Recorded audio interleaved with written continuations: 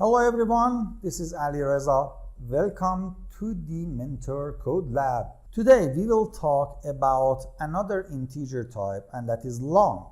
Long normally is 64 bits of data in memory. Compared to integers or shorts, they have upper and lower band numbers. However, again, we have signed longs and unsigned longs. Again, C++ is a headache here. First of all, if we are talking about 64 bits of data, then this upper and lower range is correct, okay? And I don't know, that's 1,000, that's million, billion, trillion, whatever it is beyond that. So from -9 something big to positive 9, same thing big, until the last digit is 807 instead of 808. And unsigned is even bigger, from 0 to double of the same thing, big thing, 18 to something really, really big. Okay, C++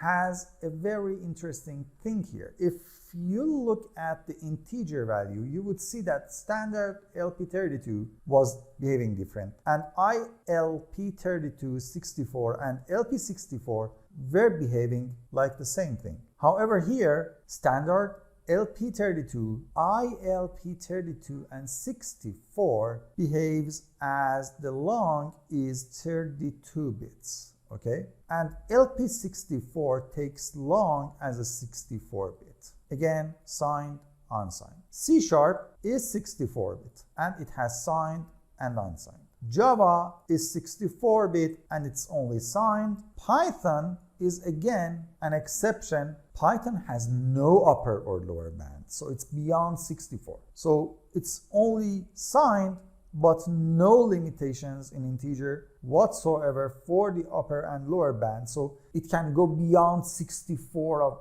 bits of data. So that's the exception on Python. And it only has one integer type in Python that has no limitation whatsoever on both directions. So keep that in mind about Python. Python is still the exception there, okay? So let's move back and take a look. So here, standard C++, LP32, ILP32 and 64 are still thinking that long is 32 bits. LP64 takes long as 64 bits, okay? That's the exception there. And if we want to have a 64-bit information in standard LP32 and ILP32 and 64, we have to put that long word 2 times one after another. So we have long, okay, in C++.